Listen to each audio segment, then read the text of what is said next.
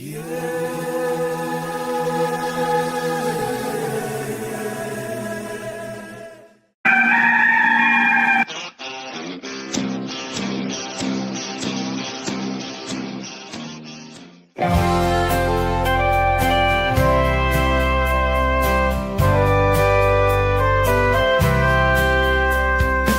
should not have screamed in terror that fine day. Saw that purple wig and did not know what to say. It left me sort of startled and confused. Red lips and white makeup and those big old red shoes. But my daddy tore a knot in me for being so damn rude. He said, son, don't you know that clowns are people too? Clowns are people too. Big red shoes. Clowns are people too. Don't be rude. If you weren't a bit lucky, then this could easily be you. I met your mom when she was up on that old trapeze. What can I say but hey, I had a thing for circus freaks.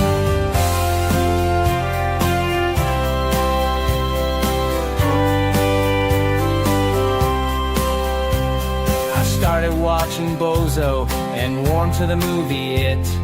Killer Clowns from Outer Space to me was a big hit. Some people like McDonald's because of Mayor McCheese. But Ronald is my homeboy now, and Krusty and Pinky. Clowns are people too, big red shoes. Clowns are people too, don't be rude. If you weren't a bit lucky, then this could easily be you. I met your mom when she was up on that old trapeze. What can I say but hey, I had a thing for circus freaks. Clowns are people too. Clowns are people too. Now I own some tiny horns and got me those red shoes. I don't know much, but know one thing that's true. If you don't know anything, just know that clowns are people too. Welcome to Inside the Gamecocks, the show, part of the Chief Sports Network. Mad Dog's upstate raised and reared up near the tater patch. He flirted with that upstate team, now bleeds garnet and black. It's been almost 2 decades since JC started Big Spur. He may live outside of Chicago, but he's all Spartanburg. It's the show, the Gamecock Show. ITG, Phil and JC, it's the show.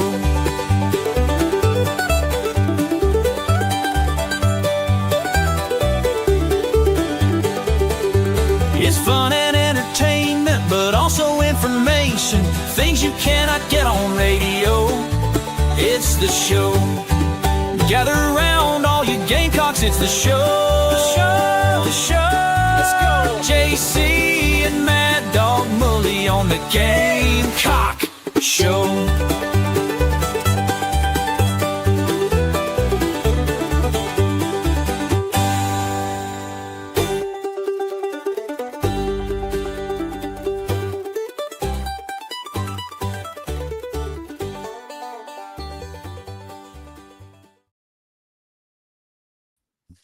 Welcome in, everybody. It is Inside the Gamecocks, the show. I'm not going to tell you how far I got into that intro before I realized that neither of us were on screen and live. But JC over there, Phil, Mad Dog over here, happy to have you. Crack open your lunch pail and let's have a little fun for the next couple of hours because we got some things to say. I don't know. We had a good time on the morning show today, JB or JC. This is it. When you got two separate things. I know. I'm surprised I don't do that more often. To be What's all right? So something's covering my face, like yesterday's tagline. Yeah, hold on. I can fix that. Let me. I can fix you. I can fix it. I will try. I don't know because I came in today and there we are. Yeah. It's still kind of weird. Oh, here. Big. There we are. There we go. That's the way it's supposed Covering to it. look. Oh, Monday's papped up. Yeah. Popped up again. Oh, man. Yeah, this is Inside the Gamecocks The Show with JC and Phil. Good thing we don't have to talk for 2 hours. Auspicious start here. I want to welcome everybody in today. Thank you for listening to us. Thank you for having us on your daily watch. We certainly appreciate that. Hope everybody enjoyed the morning show and coffee. I don't know, man. I don't feel really good about my episode of coffee this morning because I sort of took a article idea that was suggested. 24/7 Sports sends out suggested articles, like formats from other sites that readers have enjoyed. It's really helpful, just in terms of if you're like me and sometimes you hit writer's block. And I was reading it and I was like, well, I don't know. Last time I did something with tears on the Big Spur, nobody really, there was like an argument about it. And like it was great. And I tried to explain the grading system, and we got into this big debate over it. I don't know. I just didn't feel like writing it. So I wanted to make a show topic. And I went through the portal class and said, here's tier A, tier B, and tier C.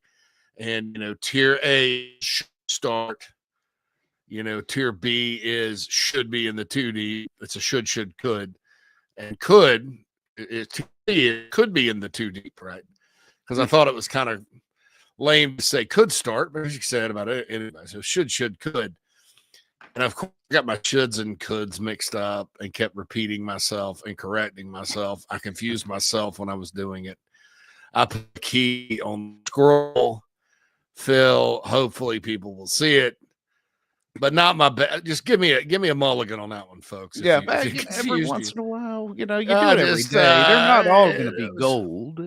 It was gold, Jerry, gold. But it wasn't all that good. So, I didn't feel. I'm my own worst critic sometimes, but I try to bring it to, that kind of thing. So, anyway, welcome into Inside the Gamecocks The Show. I want to give a big shout out to Frederick in the Nana's Porch chat box. He was in there 5 minutes before showtime. Good morning. Good afternoon. And when it's morning, he's good morning. So we love Frederick here. There's something to be said about being faithful with that good morning every single day. I'm going to scoot over so people can see Appreciate my mouth. that. Other way. How about that? You went the wrong way. Oh, it's all opposite. Yeah, it's all opposite, right? Oh, so I can. Oh my God. I know, it bothers me too. It's not like looking into a mirror. Krager from the Nana Sports chat box. It's okay. I was just thinking it may be 4:30 a.m. for you, JC. You get a pass. It was this morning because I get my alarm goes off at 4:15 sharp. Weekends too. And if I'm not out the night before, have a long night the night before, even on weekends, I'll get up that early. I'm becoming my mother. Yes. My mother gets up at 4 sharp every morning. Her and her husband has coffee, but she's in bed by 7:30. I usually go to bed about 9:30ish or so, which I used to stay up late and work because I get things done in the late night hours and the early morning hours.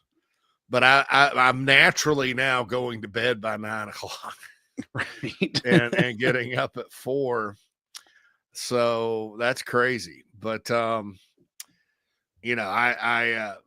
it allows me to do that because on my time, it's 5 y'all's time. So you guys, to get it out to where Clint and whoever else can listen to it, taking his kids to school, because with coffee, there is some production that has to be done. I have to record it on my recording computer, put it on the iCloud drive, which sometimes takes 5 seconds. Sometimes takes 30 minutes. It just depends on what kind of mood my computer and the iCloud are on the day. And so I got to go over there and I put it in a video program. And, I have the audio file too. I recorded on Zoom, which works out pretty well because it gives you a nice MP3 and a file for the video. And so I put it on the podcast stream. Because most people that are in the car are going to check it out that way. And then I put the video up, but still good numbers on it. But I just want to say I'm my own worst critic. And I was thinking today, I was like, gosh. Krager says, I hate getting up at 6 a.m. Craig, I was never an early riser, ever, like in my life, until I hit about 46 2 years ago. I started doing this because around the house when the kids get up, and then, and for a while I had to do carpool and take them to school. And then the show would come around at like 10 my time, and I was just running out of hours in the morning to get things done. Yeah. And that was before I had to do coffee, and now I do coffee and I do some other morning stuff every morning for the show. So, so that's it. And I'm actually at my most productive. You can ask Phil. He'll get emails from me at like 5 his time before I rise. Right. Before he rises, he just check his inbox. It's like, good morning, Phil. But, and I would venture to bet, because Phil and his wife have known me like for a long, long time. I would venture to bet when they first started coming in that early, probably were thinking he hadn't been asleep. I will not lie and be like, I wonder how much. I guess JC might not have. I don't know. What's he doing? This is odd. And then you open them up and they're like all, straight, just straight business, right? Yeah. So it's you're all, like, it's all like right. direct. Yeah. There's nothing social about it. It's, hey, what's up? Here's what we need. But the text is the tell. And look, let me back up a minute though, because when I was at 24/7 Sports, and I moved back to Nashville in 2011, and sort of helped my boss build that thing to what it is now. And he's got another network now, but hired people, did all that. He would come in at about 5 every morning. He's a farmer, grew up on a farm in Alabama, so he's used to rising early. And I got to the point, frankly, where I would get up, Phil, and like I would be the second one in every morning. Sometimes I'd beat him in, and it was just. So I kind of got into that habit then, and got way. I came back to South Carolina in 2015, got way out of that habit for a long time. Yes. I was like 8 o'clock, 8:15 is early kind of thing. If I go out the night before, I'm not waking up that early unless I absolutely have to. But that's kind of so. I want to kind of tell you guys how the sausage is made a little bit with that. Not making any excuses about today. Probably should just write those topics that are article suggestions, because that's why they're called article suggestions and not show topic suggestions. But we do have some show topics today. We're gonna get into some football. Yeah. And all right, gonna catch up with the Nana Sports chat box though. Jacob comes in and says, blasting the clown show through town right now. I guess my question, Jacob, is which town? Because that's awesome. Yes. I love it. Is it Columbia? I think Jacob's up in my neck of the woods, like upstate guy, if I remember right. I might be wrong. Clowns are people too, man. That's right. That's one of the wildest things I've ever written. It's great. My wife doesn't like clowns, and so I wrote it partly to get on her nerves. And then we got remember, she's the one that called me a clown when I left the refrigerator door open that day. Yes. And everybody started, close the refrigerator door, clown. And so we started calling ourselves the clowns. And the clowns. When we went back to this format, I was like, clowns are, and I think I told her clowns are people too, honey. And it just became a thing. It sticks. Clowns. It's the music that they wrote to. It's just kind of, I'm going to do a video for it at some point. And you'll see what I'm talking about. Matt's, what's up, fellas? We love Matt. Matt's a big supporter of our shows here, and also supported Carolina Rise when we did NIL Sports Garnet Trust. He's a big Gamecock, and we love the big Gamecocks around here. Cam says, how about SEC Unfiltered getting the one-on-one interview with Dylan Stewart? Good little watch. Yeah. I missed that. I did not see it, but certainly love Dylan Stewart. Yeah, for sure. What was that? I wonder if that was I know he was in New Orleans, right, for Chris doing some media stuff. Yeah. And Dylan Stewart was too, so that might have been just maybe they were there. Fate. But hey, hats off to him. Good job. Hope you guys enjoyed that. Y'all check that out. Tiffany comes in. She is done. I'm getting tired of being told we lost a lot on defense. Yes, we know. Tell us something we don't know. Thankfully, JC's Coffee is doing that. Tired of doom and gloom. Is there like a doom and gloom narrative about the defense losing a lot of good players? Yeah, I think that's hampering some expectations here. The team lost a lot of good players. Right. I mean, you lost Rocket Sanders and Josh Simon on offense.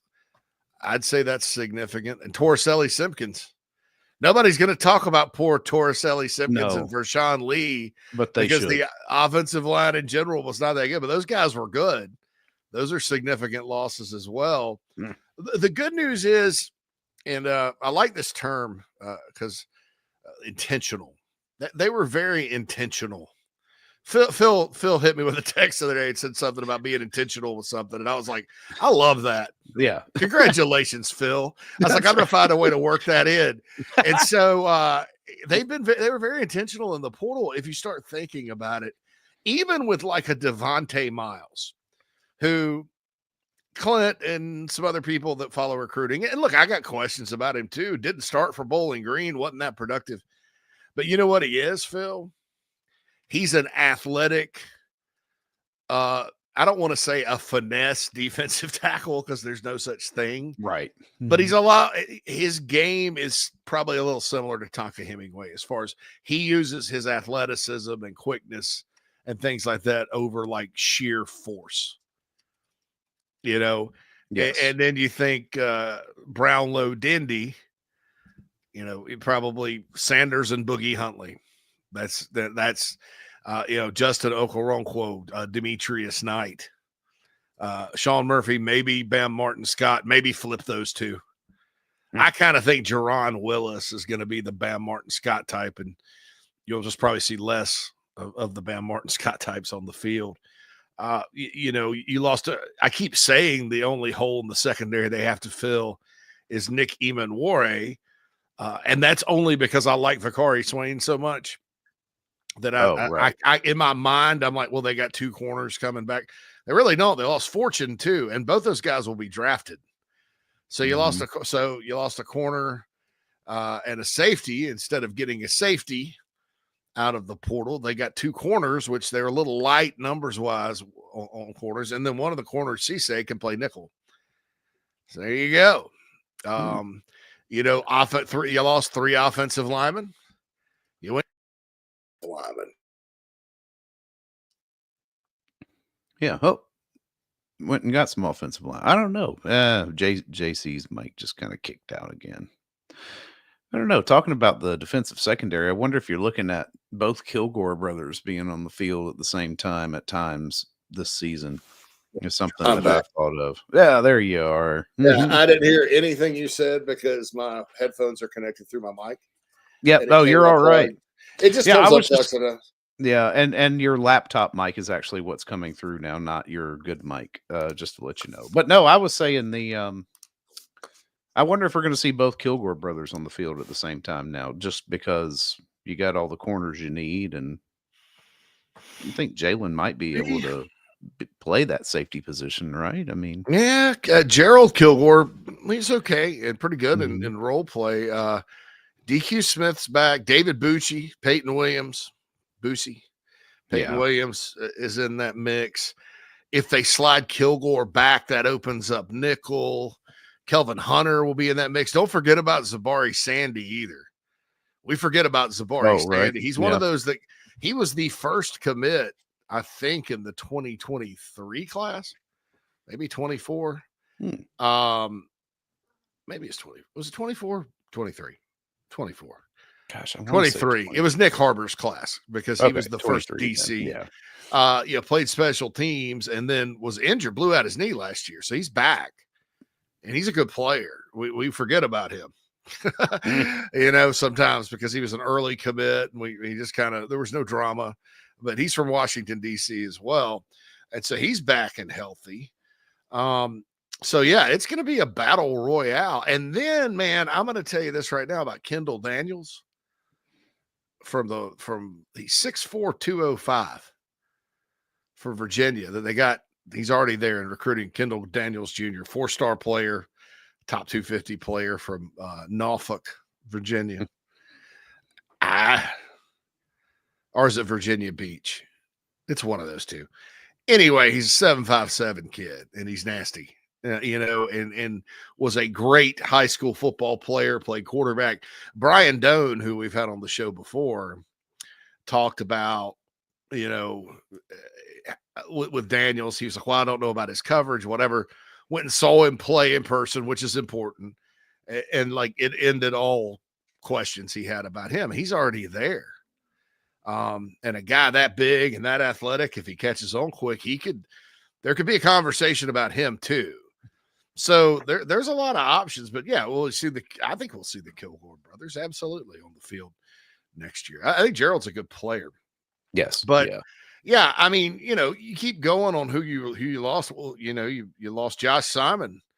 Well, you replaced him with Jordan Dingle, who's, I would not say he's as good as Simon just because Simon was really, really good, but he could be because he's that big, tall, athletic, wide receiver body kind of guy that's also, and I always liked him when South Carolina played Kentucky. I was always a little concerned going into those games, and he never seemed to hurt the Gamecocks. I think he scored a touchdown in the 2022 game up there, but Dingle.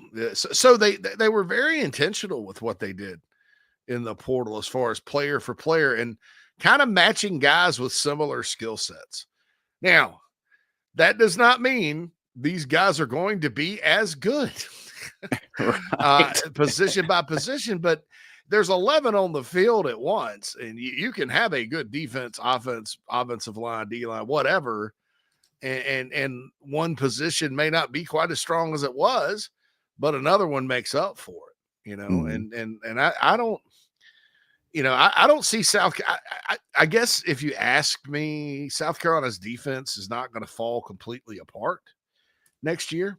I do think they need to score some points, and you can't rely, but honestly, Phil, South Carolina didn't really win. I mean, what was a low scoring game? I guess Clemson was a low scoring game, 17-14. Yeah, right. The other games really, I wouldn't call most of them low scoring, 27-25, 44-20, 35-9. Oklahoma certainly did not score, but 28-7, I guess, is a low scoring game.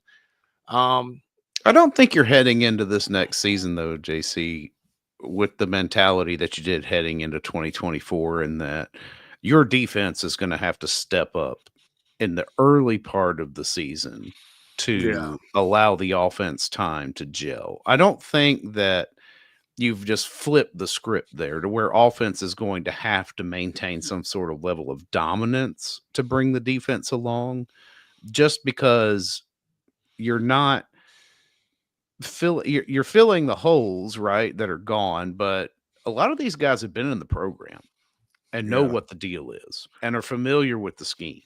Now, you are going to have to score points, and I think it's reasonable to assume that the defense, off of its historic levels last year, may take a step back, but I don't think you're falling all the way down. I think forcing turnovers is going to be big too. It always is with this defense. Yeah. I mean, that's Clayton White that they kind of live off turn. You can't always count on turnovers because you're not always going to get them.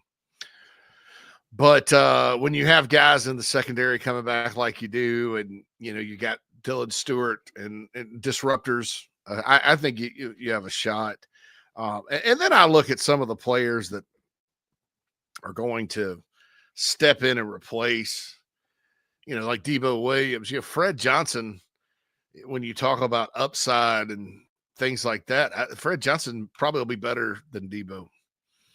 I would guess. That would be my guess right now. Now watch him get to fall practice, man, and he's a late bloomer, grower, and he's 270. And they have to move him to D tackle. There goes your Mike linebacker, right? Your monster Mike linebacker. Oh man, no. Yeah, somebody keep him on a good diet. I'm not gonna speak that evil on Fred J.R. Johnson right now. So I like him a little better. So back to the Nana Sports chat box, and we're going to segue into this and talk about Mike Shula, just to get you guys out there ready, mentally prepared. Yeah, I'd like to know kind of from the chat boxers or whoever out there, what are your thoughts? Well, we had a big Mike Shula episode of Coffee where I just kind of flat out dispelled some untruths about, because I kept getting tired of hearing people act like Mike Shula coached LaNorris Sellers not to ever run in the bowl, or the plays were called for him not to run. Nobody sits there and tells a quarterback ever at any level, whatever you do, don't run. Take the sack or dump it off at all costs. I think that was LaNorris overcompensating. But I had this big discussion about it. It was a widely discussed episode of Coffee. So I want to kind of know from you guys, like what, like style wise, scheme wise, what do you want to see? What do you want to see more of that maybe Dowell Loggins didn't do enough of, in your opinion? I want to kind of get it from the people. Like this is like a poll, like we're pollsters here. We want to test your knowledge. We have our thoughts. I have my thoughts, but I want to know what the people think about what they want to see out of a Mike Shula offense in 2024. Back to the Nana Sports chat box. Cam says the Coffee Show is greatly appreciated. I greatly appreciate you listening to it, Cam. Craig hates getting up at 6 a.m. but doesn't go to bed till 11. Yeah, that used to be kind of my deal, bed at 11, but can't get that done. RLE goes to the gym in the morning, so he doesn't feel guilty about the PM cerveza. Nice. You're a better person than I am. I never feel guilty. Just better people. He's just better people. That's right. He's just better than the rest of us. It's all right. It happens. Krager starts at 7. He's been blowing glass for 28 years, but he doesn't like it. Jacob. So by the time Jacob gets around to listening to us, Phil, it's like late afternoon for him because he gets up at 2 or 3 o'clock. Golly, yeah. Jeez, that's early. That's like who does that? Mark Wahlberg. Have you ever read about his workout deal? No. Is he up that early and doing it? Man, 3 a.m. No. He eats like 8 meals before 11 o'clock. They're little protein meals. And he's got to be in bed by 7 or something? Dude, it has to be. It has to be. You got to get 7 hours. I like Mark. I never would have thought that I would have enjoyed watching 2 actors. They're not all actors. Justin Timberlake, I think, who is a good actor, and Marky Mark from Marky Mark and the Funky Bunch. Because like when I was in 7th grade, all the girls loved New Kids on the Block. Like you remember that was a thing. That was it. It's still a thing when they come around for tours and stuff. I get. I mean, they do a cruise every year, right? Yes, and you get to be on the cruise ship with them and interact with them and it's I keep getting pressure to make that happen for someone in my home here. Hanging tough, man. I know, man. Listen, my wife would leave me for Joey McIntyre or really for any of them at this point in a heartbeat. It was like all of them had like all the girls in junior high, because it was my junior high period is when it happened. They all had their favorite one. And then it's like, I hate to say, like, okay, so the girl that didn't get a lot of attention from guys, this part of the friend group, this and a lot of times in 7th grade, those girls now are like 9s or 10s, great careers, lawyers, it's funny how that changes. But you notice they'd always, they would be the ones like, Danny's my favorite. Who was the least. He was always pulling in the single digits, and then they just gravitate. And I'm like, that's a smart girl. That's probably the type of girl you should have long-term plans with, because, they understand how to win. It's like the art of war. That's right. Yeah. Right. Like she's read the art of war. That's smart. The path of least resistance. It may be the less, path of, like Mike Morgan always says about coaching jobs, Path of least resistance. the Donnie McIntyre coaching philosophy. Well, I'm gonna lay that on Morgs next time we have him. We see him. I'm gonna be like, hey, we're gonna call this now Path of. I got a name for it. It's gonna be called the Don. Is it Donnie Wahlberg? Not Mac, or is it Danny Wahlberg? It was Danny. Yeah, Danny Wahlberg. Joey was Joey McIntyre. There was no siblings. Yeah. Danny. So is Danny Wahlberg? So he's Donnie and. Well, I think it's Danny. No. I don't think. Who was the homelier? I mean, there was one guy that was like, he just wasn't, Danny Wood. I'm sorry. Yeah. Danny Wood. Yeah. Okay. Wasn't a Wahlberg or a McIntyre. No, and I don't know if Danny was the one that was. Hold on, it was. There was one that was like clearly the least liked one. Yes, but yeah. So I'm gonna start calling that the Danny Wood philosophy of coaching jobs. So anyway, Jonathan was John. No, lots of people like Jonathan. Because see, I thought he was the one that was kind of the odd man out because his brother Jordan was there too, and everybody loved Jordan Knight, right? Yeah, yeah. I don't know. So all I remember is that any girl I knew at that time would have had any of the five. Kelvin Hunter. Oh, the llama has gotten the llama has entered the chat. We got to get to a break, Phil. Yeah, we do. We should probably take one. Yeah, let's do it. Inside the Gamecocks, the show, brought to you by, in part, D's Wings of West Columbia. Isn't there something cool on Tuesdays at D's? Taco Tuesday at D's Wings here, the least ranked. This is the Donnie Wood of days. Pulling in the single digits. Danny Wood of New Kids on the Block at single digits. Got lots of chat box to catch up with. Going to talk a little Mike Shula, and also going to talk about some basketball.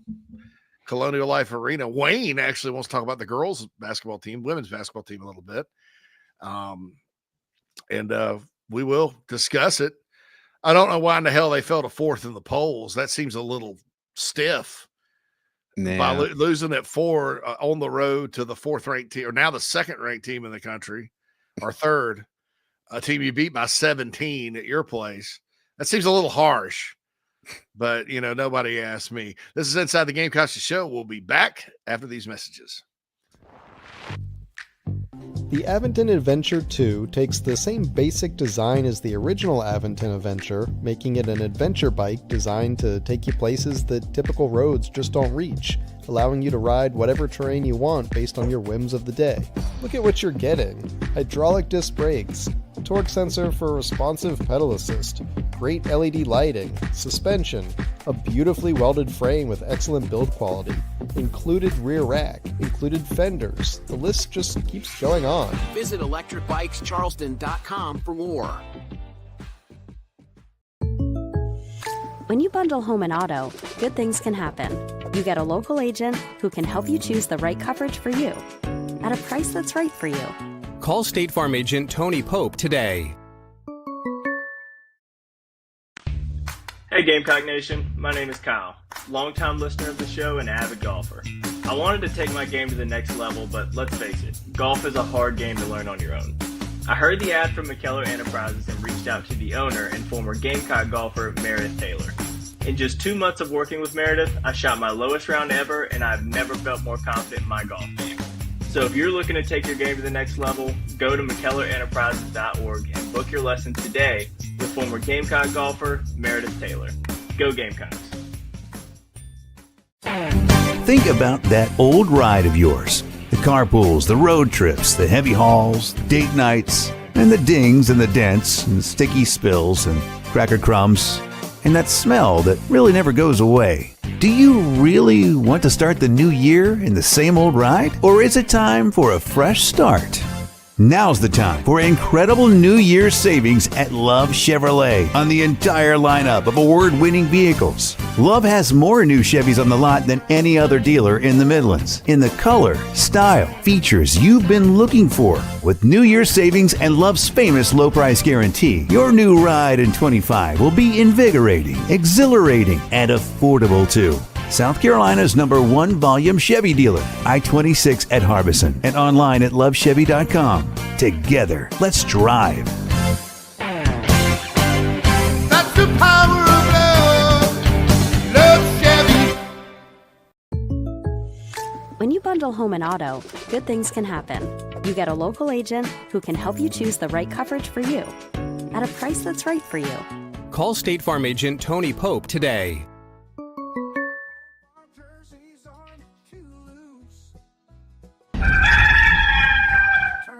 Welcome back, everybody, inside the Gamecocks The Show. JC Shurburtt, Phil Mullinax here, talking some football in February, which is always fun. Always a good time to talk football. Again, season never stops anymore with the calendar and the way it goes. And we wished it adieu as far as games on the field, but yeah, plenty of meat on the bone left to talk about. Yeah, that's right. Especially in college, there's always yeah. I mean, you got this More season, drama. that season, portal drama. Yeah, Rules changes, restructuring, Oh, my goodness. TV execs. Yeah, I don't know. All I know is I saw the numbers that the SEC put out last week for what they paid to the member institutions, and I was like, well, that's a nice payday. Yeah, that's going to go up too. It could get as high as 90 million, 52. And I think they pay that in rears. Like that's based on maybe last year's fiscal. I don't know.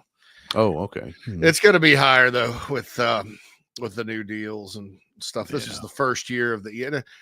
Frankly, I thought as far as South Carolina's concerned, it worked out well. They were played on ABC TV 5 times.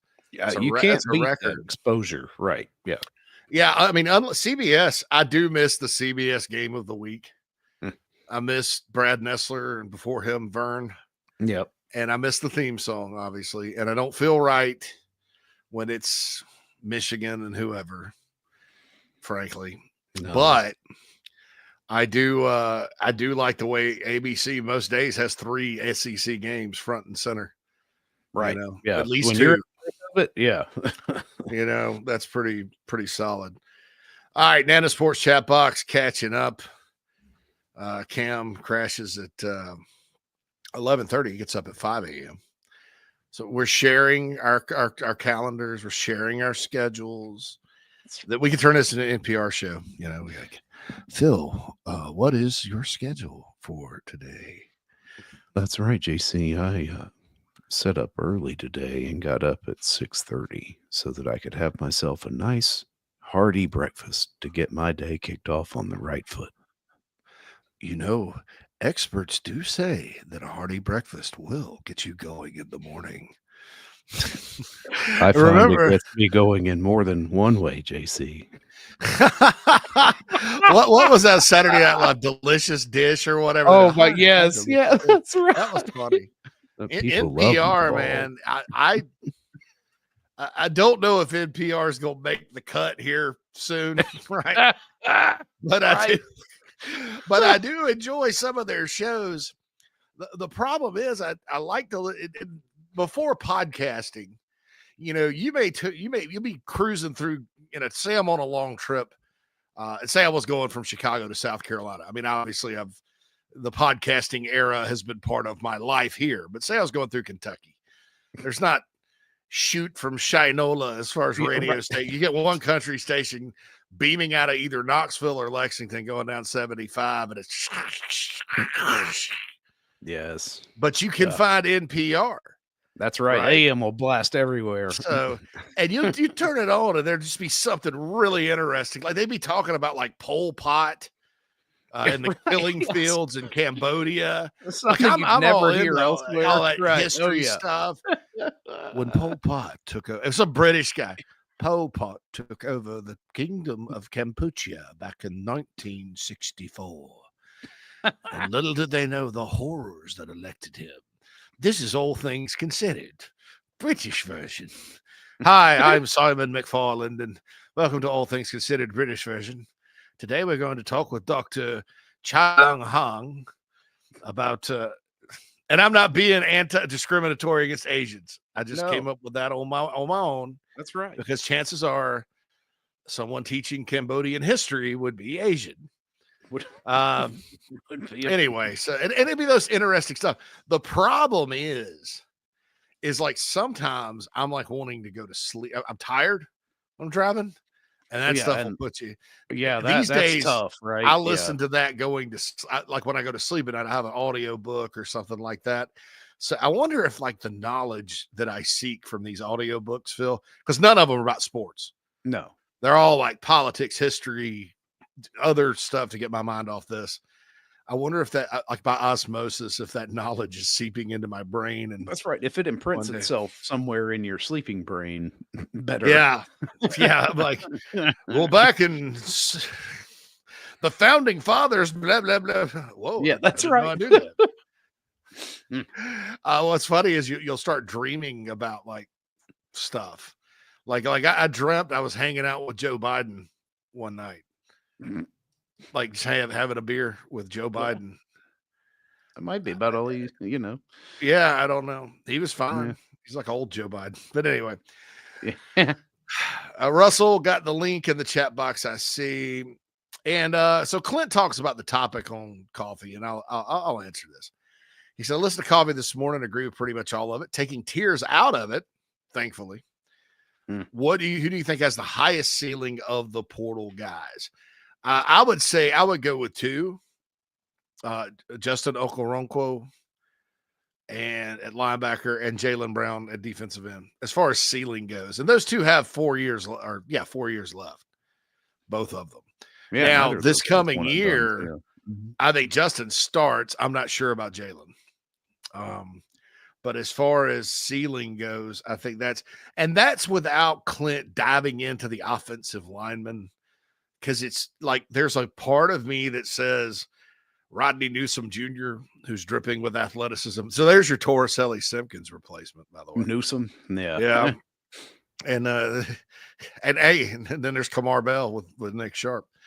But part of me thinks that guy could be a lot better than we feel, and we're end up going, oh, that guy's really good.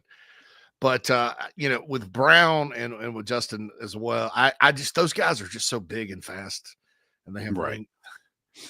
That would be my answer for that right now. Clint says we have a decent amount of unproven but talented guys on defense. I'm interested to see how we look at D-tackle and linebacker this season. I'll say this about linebacker. I felt a lot better when they got Okoronkwo.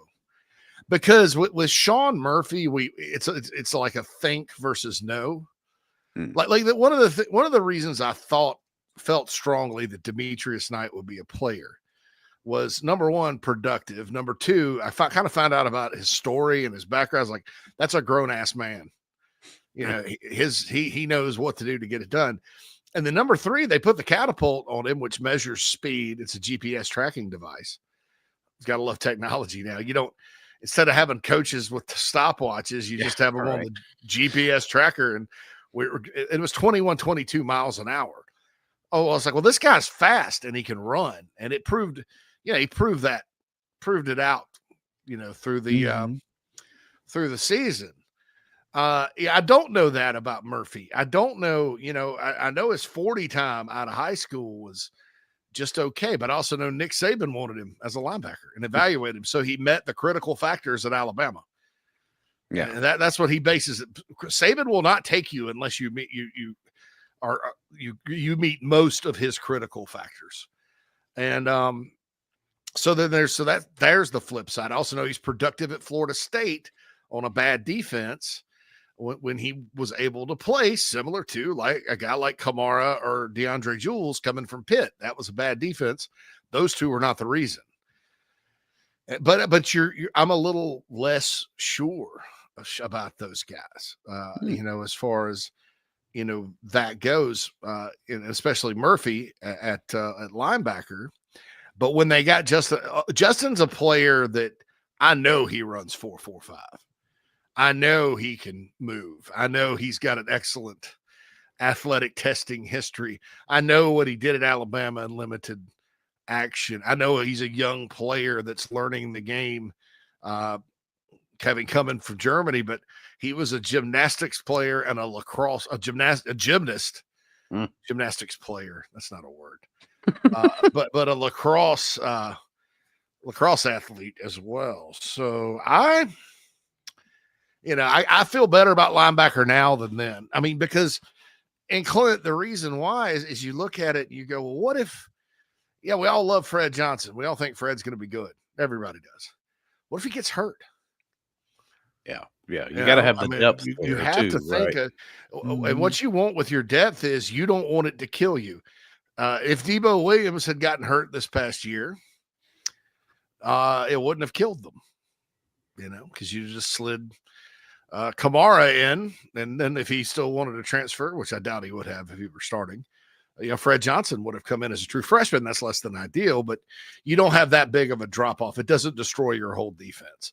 Whereas if you don't have depth at a position and you don't stay healthy, as we found out about the offensive line a couple of years ago, your two choices are freshmen or players that talent-wise are going to hurt you when they're on the field. Yeah. So, Wayne, we're going to talk about basketball here in a little bit. Kreger asks, is Jalewis Solomon tracking as a nickel or corner? To be determined. I would imagine that during spring practice, there's a good chance he plays corner. But if they slide Kilgore back, though, then that kind of by default makes he and Kelvin Hunter the two nickels, unless Cisse plays nickel. But, I'm not going to be able to answer those defensive backs questions for a while. Because every time I do, and if I give you my opinion, it's going to be wrong because it always is. I do know DeMarcus Leach, the true freshman from Abbeville, Hale McGranahan reported it and alluded to it weeks ago and confirmed he is playing corner. And I like that because he's a big, tall, athletic guy, played both sides of the ball, great football player. I've always been real high on DeMarcus Leach. And, looking at it, you do have a lot of safety types, not a lot of corner types in this class. This last 2025 class. And I think corner is a good starting point for him. And I think he'll be quite good at it. Tiffany says, I think this D based on personnel potential could be as good as the 2019 and 08 D defenses, gritty and got the job done.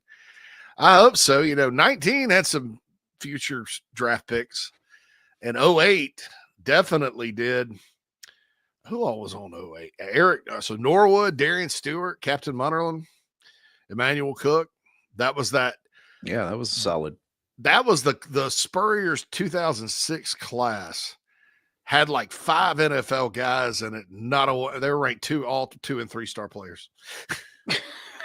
All on defense too. That's right. Yeah. Crazy.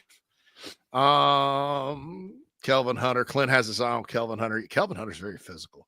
He's a very physical player.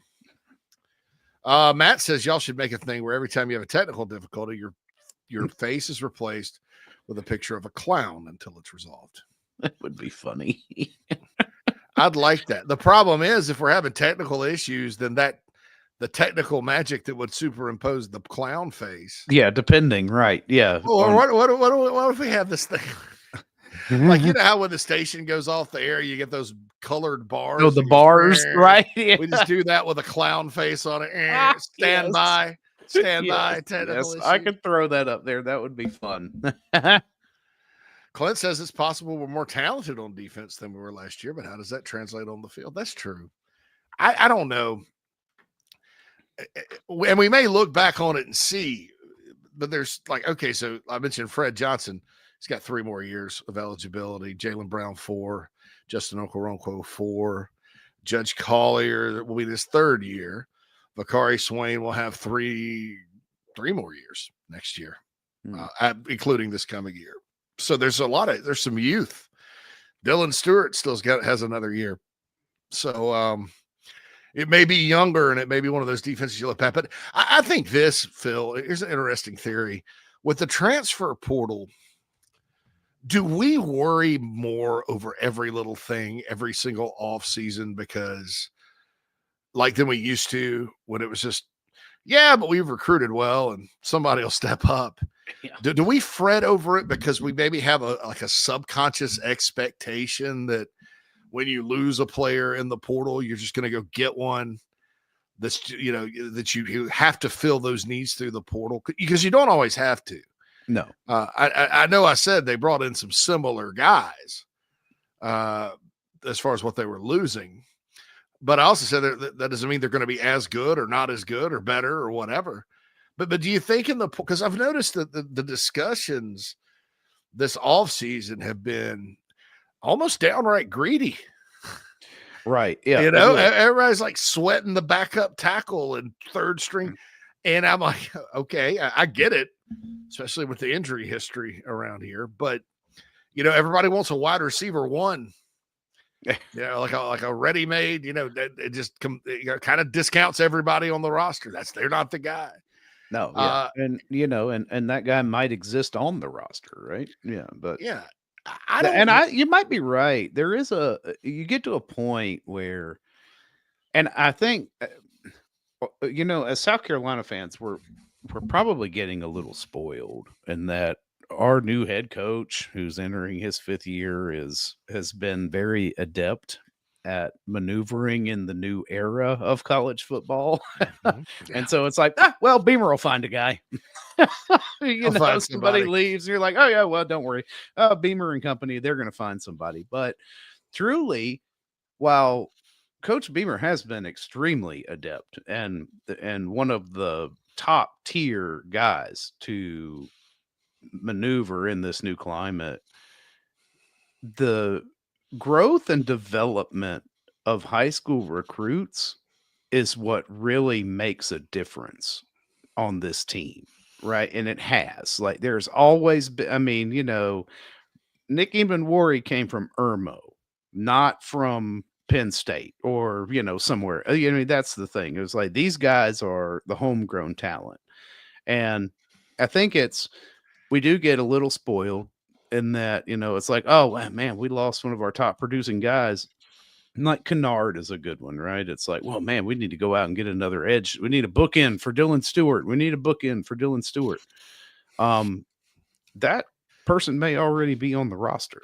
And it would not, to me, I would not be shocked if somebody steps up and kind of fills that gap. It's like with the linebackers. It's like, oh man, we're going to have to replace, these guys that are all going to play on Sunday. But there are guys' names that we're bringing up who have been here now for 2 seasons that have been developing and working with those guys that just moved on. Yeah. I think that's the key too, Phil, is like you look at it, like you said, this defense last year was good, not because, certainly Kyle Kennard, you can't argue with what he did and say and dismiss that. And I'm not. No. It's hard to that replace kind of production. that kind of production. Yeah. No. It's probably a lost cause. But the core of this defense was homegrown guys. And I count Debo Williams in that too, because Debo didn't play a snap at Delaware. Their season got canceled during the pandemic. Yeah. And then he got in the portal and was part of the 2021 class. Bam Martin Scott was a JUCO player, but he came in and definitely developed and got better.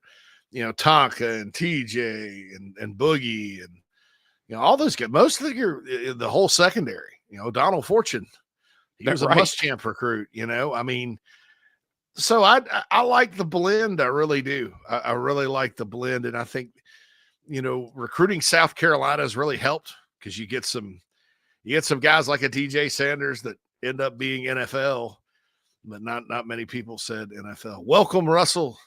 Yeah. To our happy club chief. To the clown show. The clown show. Welcome to the clown show. Tiffany talks about Michael Smith, who's going to be a problem for opposing defenses. Yeah. He's a guy that, is not getting a whole lot of pub, but I'm expecting some nice things from old number 20. I don't know what he is this year, but he was last year. Clint said it's time for the offensive line to step up and be a legit strength of the team. Clint, I don't know, buddy. I don't think it's ever going to be a strength of the team. anywhere in the SEC. I just want it to be not a liability. Yeah. In other words, win more than you lose on the offensive line, and I think I'd be happy. Be consistent and always play physical and tough, and don't get your butt beat, in more downs than you don't. But I know the talent, that there's talent, there's athleticism, there's they're not young up front anymore. So yeah, I'm with you. Cam says Travian Robertson, the D-line coach, is the most important factor in this entire conversation, in my opinion. Excited to see what he gets out of Brownlow Dindy. Yeah, I mean, he got a lot out of Monkel Goodwine. Was Monkel Goodwine a guy you looked at last year, Phil, and went, oh, he's a 5-star. And he's a 5-star for a reason. No, I would even say probably wasn't a guy that I would look and go, that was a top 100 recruit. Right. But I thought he was really good to be a guy that had never played at Alabama. He never played at Alabama. So it's really his first year playing, and I expect him to get even better. And I think the same thing can happen with Brownlow Dindy. With Brownlow Dindy, a lot of it's going to be up to Brownlow Dindy. Yeah. And how hard is he going to embrace the coaching? And I don't believe, don't twist this, right? I'm not saying he has red We're flags. We're not trying to imply that he's not. That. Right. Yeah. I could apply this to every defensive tackle. And a lot of it's because these guys are just so big and athletic and everything's come easy for them. I mean, defensive linemen are freak athletes. Like I said, because they're so big, but they're also fast and twitchy and can do things that most big people can't. Right. Mm-hmm. And so at the high school level, all they got to do is snap their fingers and turn it on. That's why you see so many scouting reports on defensive linemen, the bigger guys, and they're like, doesn't play hard every snap. Yeah, right. Yeah. Well, because he doesn't have plays to. Off. He just yeah, turns it on and turns it off. He's gifted. He's like a Roman emperor sitting up there eating grapes. I'll just turn it on and off. That's right. I don't have to chase the running back across the formation to catch up with it. Yeah, I'll just get the quarterback on the next snap. Yeah. But Cam, you're absolutely right. I think Travian has done a really good job. Did a really good job this past year, especially maximizing guys like Boogie Huntley, guys like Tonka Hemingway, TJ Sanders, Monkel Goodwine. The list goes on and on. And that's that Brad Lawing coaching tree coming out. He did the same thing at Georgia State. He did the same thing at Tulane. And he's this year, he's done a good job there. I think in 2023, because he kind of came in midstream during the offseason, I'll be honest, I think it took a little time for those guys. I mean, because you had a TJ Sanders step up against Georgia, and they kind of disappear for a while. And then you had, Tonka's made plays every now and then. I think it took a while for those guys to get on the same page, but they were all on the same page this season. So that's good. Tiffany says Travian get blood out of a turnip. Clint says, I think Jaylen Brown is a younger guy that could have a bigger impact than most people expect this season. He's got great size and the natural ability is there. Yeah, I mean, he played against the Gamecocks against Missouri. Yeah.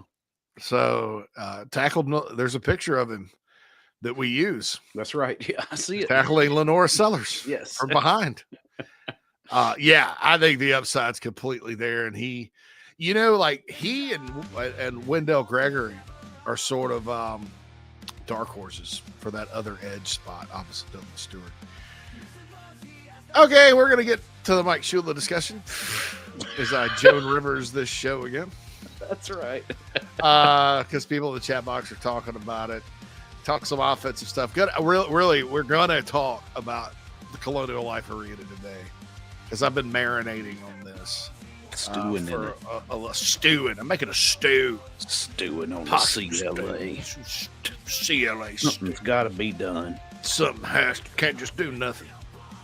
Hell, got to do something. Yeah, that's right. Don't forget, folks, if you want to feel good like me, check out Encapsulate. EncapsulateUSA.com. I highly recommend these mushroom supplements. Mike Morgan highly recommends these mushroom supplements. You can use code JCM to get $10 off your first order. Free shipping over $60. That's EncapsulateUSA.com, a proud sponsor of Inside the Gamecocks The Show, coffee, JC and Morgan, all the things I touch here on the Chief Sports Network. We'll be back after these messages for the final hour. It goes by fast, Phil. On a Tuesday, on the worst day of the week edition of the show. Hey, this is Cornbread Cowboy, and you're listening to the show. We'll be right back. The Aventon Adventure 2 takes the same basic design as the original Aventon Adventure, making it an adventure bike designed to take you places that typical roads just don't reach, allowing you to ride whatever terrain you want based on your whims of the day. Look at what you're getting. Hydraulic disc brakes, torque sensor for responsive pedal assist, great LED lighting, suspension, a beautifully welded frame with excellent build quality, included rear rack, included fenders. The list just keeps going on. Visit electricbikescharleston.com for more. Welcome to Palm Casual Patio Furniture. Because we are the factory, Palm Casual has the ability to offer the highest quality outdoor furniture paired with world-class service. Since 1979, our factory showrooms have done our best to make the buying process as easy as possible for our customers. Our understanding of the many factors that go into your decision has helped us create our 30-day trial period that increases the level of comfort our customers feel during the shopping experience. Visit us in Somerville, Mount Pleasant, Myrtle Beach, and Bluffton, and online at palmcasual.com for our products and out-of-state locations. Go Gamecocks! Welcome home. That's what the Gamecocks say, and so does nationally recognized the Barndominium Company, where they are building dream homes in the Carolinas, Georgia, and Tennessee. Their turnkey process can be custom designed and takes 6 months on average. Make your dream a reality. Visit thebarndominiumco.com, thebarndominiumco.com.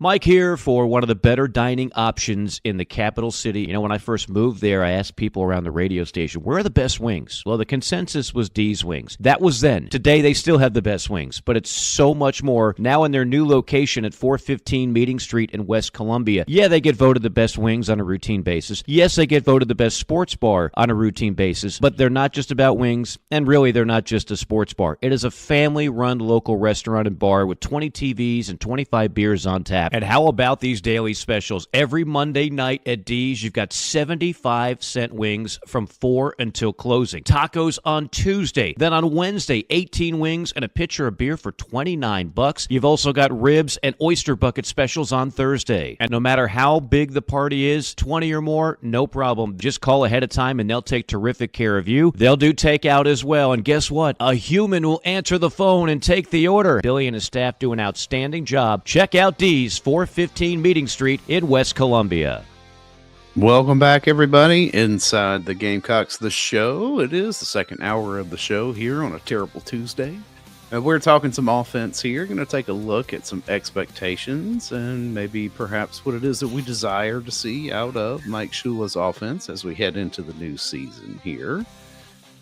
So I know we got some of your thoughts on coffee last week, JC, but what do you really look for here in Mike Shula offense? The point of that episode though was more to just say, Chill. don't judge him by the bowl game, right? And don't run is not a play call. It's not. You know, I think they are. I mean, it's a fact because LaNorris has said it. And Shula's alluded to. It's unfortunate because they talked about it and then, he's not running as much. So in everybody's brain, including my own, you know, I'm like, I was more mad at the defense getting gashed at the end. Yeah. As far as like what was like, I was like, guys, you know, because sometimes that defense does give up big plays. I mean, that's the one knock on it. They have a tendency at times to give up big plays, but I would like to see more of a more quick game. I think if you can do it right, quick game works with guys like Jared Brown, Mazio Bennett, Vandrevius Jacobs, those types of guys without looking in the freshmen. I thought, you know, they found something with Josh Simon on the little pass they threw the dump pass to him on the perimeter. But we didn't see a whole. I mean, Jared Brown housed that one against Missouri, and they never seemed to go back to it. I'd like to see some shots down the field if they can protect it. And that's one thing Shula did dial up in the bowl, some shots, shot plays. And I want to see, the sweet spot with Sellers. I think that's important. Finding out, don't put him in a box, but get him more fine-tuned with when to just stick with the pass and give the play time as far as throwing the ball. I don't know that I necessarily and because it was such an iconic play when he ran the touchdown against Clemson. I did see they're right when they look at it on film that Nick Harbor was open in the end zone. But man, I mean, it's like Lou Holtz used to say. You drop back to pass, 3 things can happen, and 2 of them are bad. And it's like he took off and outran the entire defense and scored, and the Gamecocks won the football game. And so it's hard for me to go, oh no, you should have thrown it because you could have dropped it. It could have been an errant pass. The Clemson DBs were they're kind of playing pretty well, So, but that's true that Nick was breaking open in the end zone. And so I agree. I agree with the concept. Yes. I agree with it in theory. It would be hard for me to say that's not what you're supposed to do on that play. And he was running all over him all day long. So I think we need to see some balance there as far as him finding this, getting comfortable with celebrating his entire collection, right? He needs to get comfortable with the runs, the throws. He's comfortable with 3 or 4 or 5 receivers, trusting the offense. The protection obviously needs to get better because I almost think in the bowl, I have another crazy theory about that. The pass protection was almost too good. He had almost too much time to sit back there. Too much time, right? And try to will guys open. That's why one of the reasons they ended up with so many short passes is because Illinois got pressure sometimes, but it wasn't often. And he had a long time to throw, and I think it kind of freaked him out. He was like, what the hell am I supposed to do now? He's like, his internal clock was off a little bit. But that's all like really intricate, deep quarterback types, dive stuff. That type of stuff takes quarterbacks. I mean, even in the pros, you saw Patrick Mahomes' internal clock was definitely off in the Super Bowl, to say the least. And that's Patrick freaking Mahomes and the Kansas City Chiefs. Great play caller, great weapons, great team, bad game, and that happens. So I want to see that. I'd like to see. I thought Dowell's pass had some really good play designs, pass play wise, and I hope those stay. But I'd also like to see some more in the Nana Sports chat box. Wayne says, I'm good if Shula finds a way to get the ball to Nick Harbor. I don't know, man. Nick Harbor needs to find a way to get open. Sometimes he's getting better, but a lot of that's going to be up to Nick Harbor, in my opinion. I mean, the guy's 6'5", 230 and can jump. You can just throw it up high. It'd be nice if we could get back to the throw it up high to Alshon days. Remember that? Yeah, those were good. Alshon's down there somewhere. He's up there. That's the thing. Shoot. I think that Nick being solely focused on football for this whole off season, which is the first time that he's been able to make that commitment to the team, is going to benefit him, because there's a difference in being fast, which we all know Nick is, exceptionally fast. And then there's another thing about being a fast wide receiver, right? It's a nuance, right? You can be that, whatever 100 meter he runs, but there are some guys who can't max out at that level, who look faster on the field because of the crispness of their routes, their instincts. And I think that when we look at Nick Harbor in the fall this year, he's going to look almost like a different player. Yeah, just he because he's doesn't got play. that experience. He needs to play faster. He needs to Yes. play as fast as he is.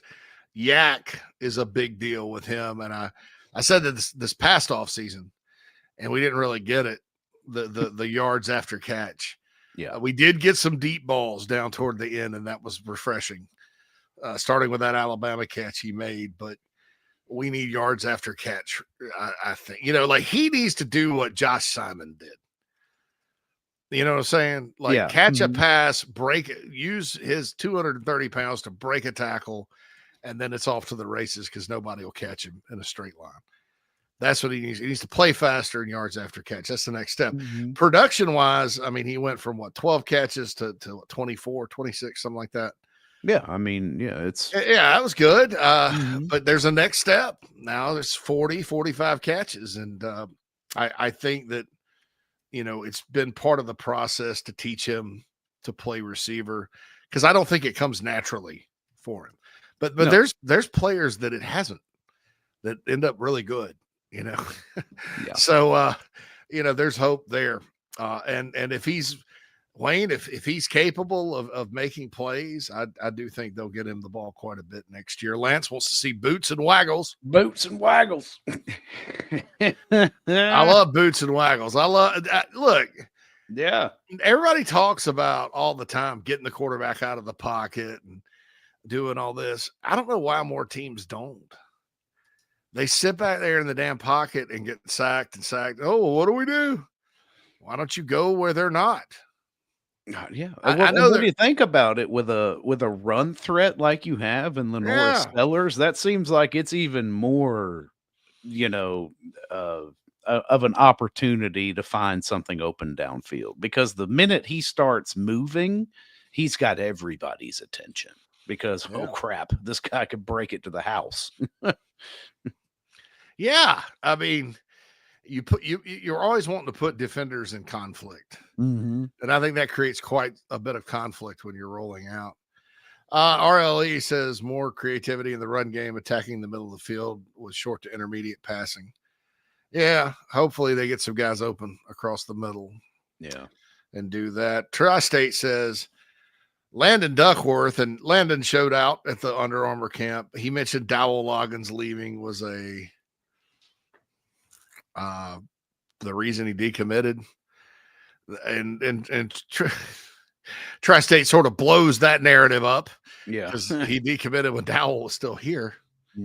So no idea what kids just say things, man. Yeah, who knows? Who knows? Russ says, take a poll. You said I want to see the O-line pulling more, and those guys could move last year. I'm no scout, but felt like those runs worked, especially with LaNorris's hands. Yeah, Simpkins was the best puller, I thought. So you have to replace him, but there's athleticism. Oh, God, Clint has step-by-step, ooh, baby. So we got to the new kids portion of the chat. Bruin, I know Marky Mark wasn't in New Kids. He was in Marky Mark and the Funky Bunch. That's right. That's what I was saying. If you'd have told me, I thought Mark Wahlberg, and I know his daughter goes to Clemson. You don't have to hate on him just because his daughter from Las Vegas, Nevada decided to go to Clemson. That. I like he and Justin Timberlake are like really good actors. I enjoy their movies. But I know he was in Marky Mark and the Funky Bunch. That's right. I can't believe us grown-ass men know this.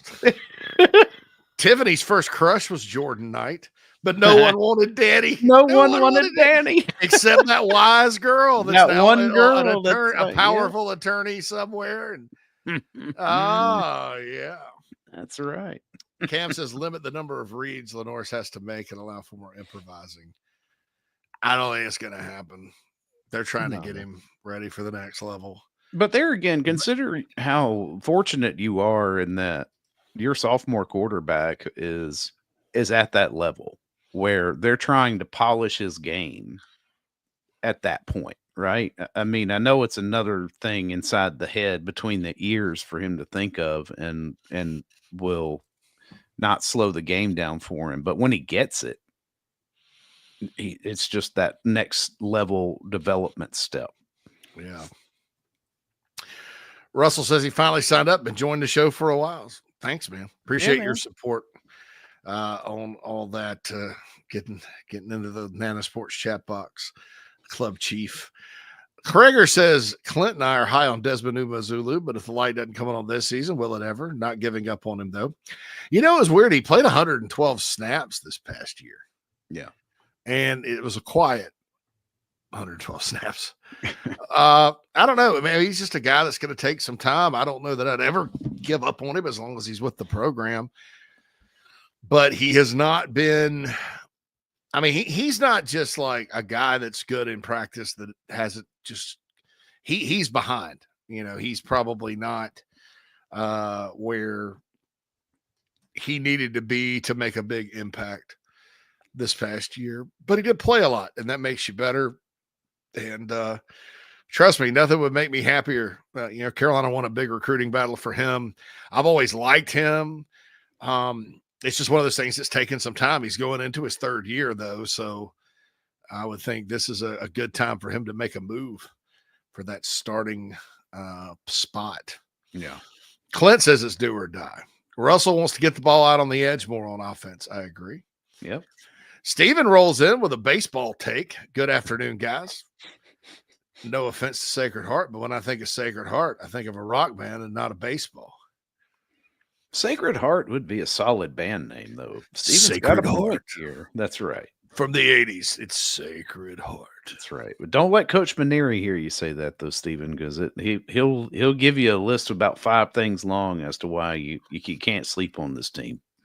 They won their conference last year. They put it together. They're bringing back, like, you know, I can't remember how many it was, but it's in the teens, the number of guys who started, and including pitchers, obviously. But yeah, dude, I don't want that kind of evil having to talk about the baseball team losing a series to Sacred Heart next week. No.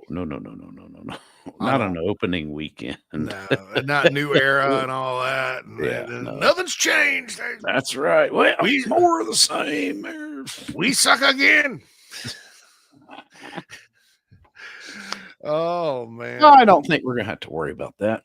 Not that I'm looking past Sacred Heart, Coach, but I got a good feeling about this year. Wayne says, I watched Ohio State find all kinds of ways to get their freshman phenom the ball. None of it had to do with any wide receiver-centric stuff. They just threw screens, speed sweeps, and handed the ball. Yeah, well, LaNorris Sellers isn't even close to Jeremiah Smith. I mean, they're not in the same universe. No. Not to disagree, Wayne. I wouldn't mind seeing him run some little sweeps with him and stuff, but he's not as good as Jeremiah. I mean, he's not as fast on the field in pads as Smith. So that's probably why. Craig, did you see him run by the DB versus Missouri on that slot fade? It didn't take him long to get going, and the reverse on the kickoff. I mean, I thought he was. I don't know, Wayne. I'm glad you're a Nick Harbor fan, and I hope that we do see that next year. I really hope so. Mm-hmm. Russell says, with this class of receivers, hopefully we'll see Sellers take another step forward. Multiple reliable targets will be huge. Agreed. I think Donovan Murph is going to get on the field. I think Malik Clark. I think Brian Rowe could be a guy, which surprises me. It doesn't surprise me like since December when I started hearing about him, Phil, but he wouldn't be a guy I would have penciled in. Matt, on baseball season is where I really wish I lived closer to Columbia to go to more games. I love going to baseball games. Same. Yeah, I know. Something peaceful about it, dude. I'm angry that the upstate game isn't in Greenville this year. They're actually going to play it away, man. I'm like, y'all are taking the game away from me. I was about to mention that. Are they playing it at Spartanburg?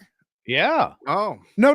They're at Founders. They're at Founders. Yeah. No, I got my Founders. wires crossed there. Yeah, they're doing a home and home with Winthrop. Upstate is in Columbia. They got the neutral site, the Segra game against Clemson, Charleston. And Clemson's at Floor, but good luck getting tickets to that. Because I already looked at those. They're like 180 plus. Wow. Already. For that game? For that game. Yeah.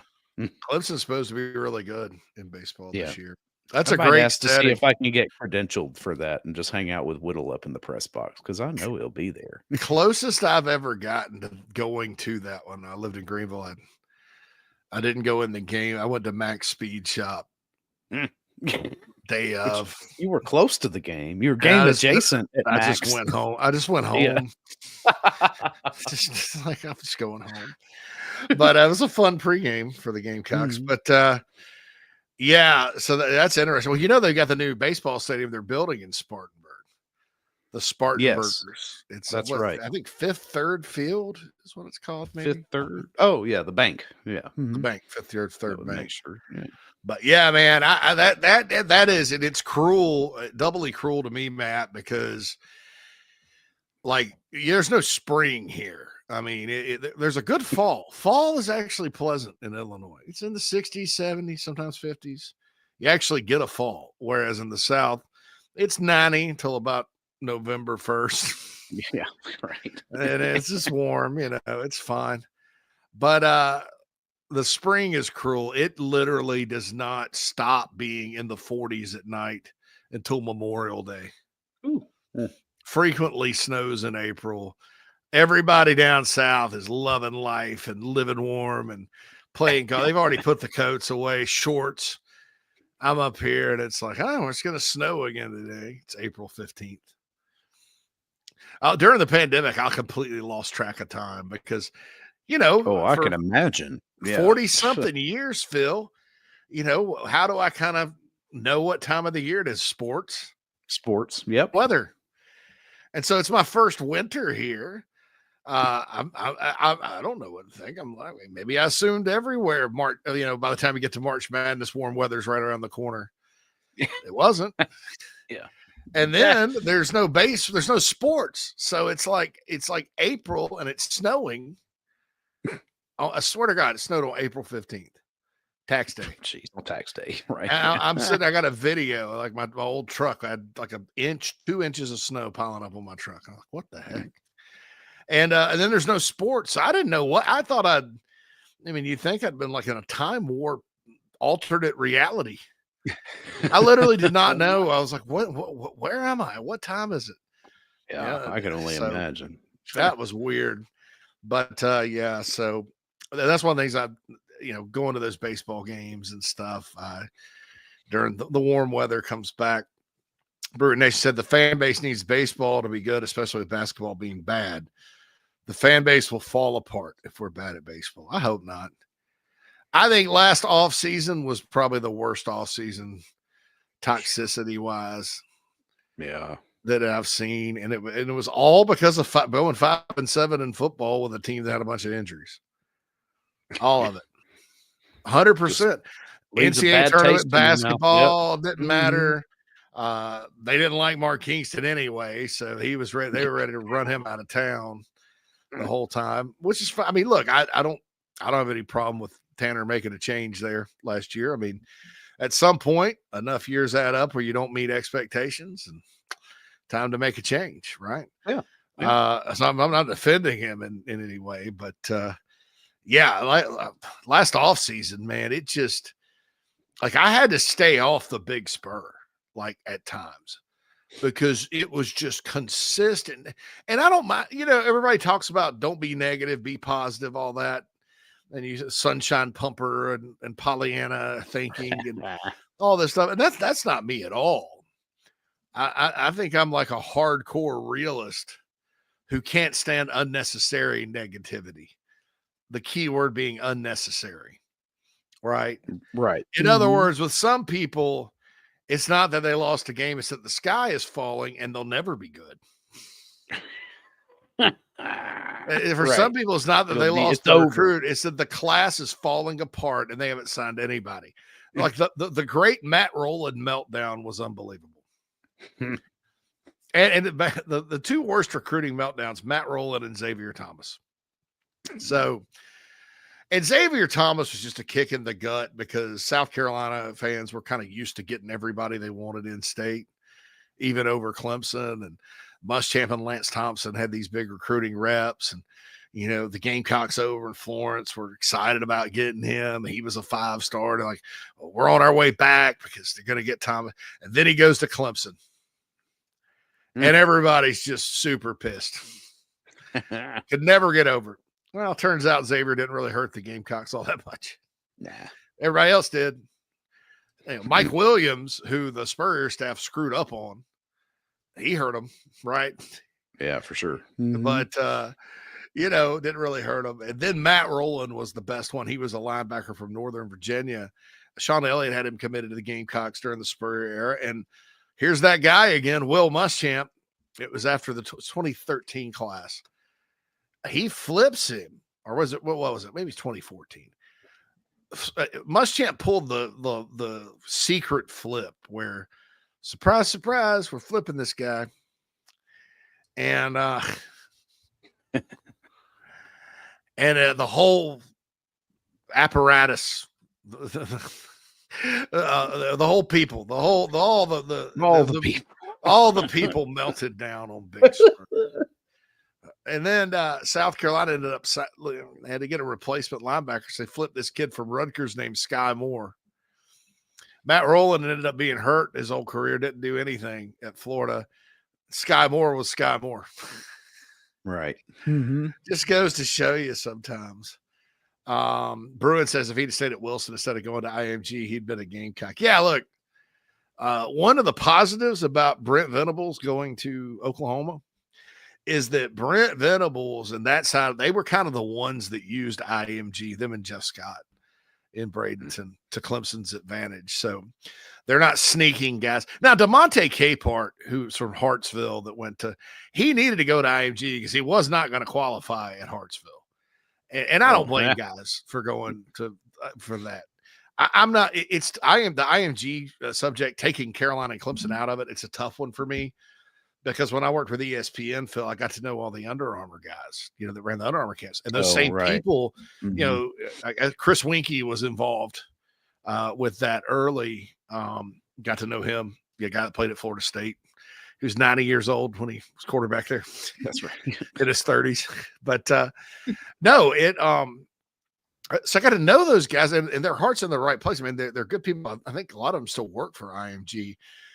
I just don't like what it does to high school football. I'm like, you've got all this recruiting that takes place anyway. Private schools will recruit at the high school level.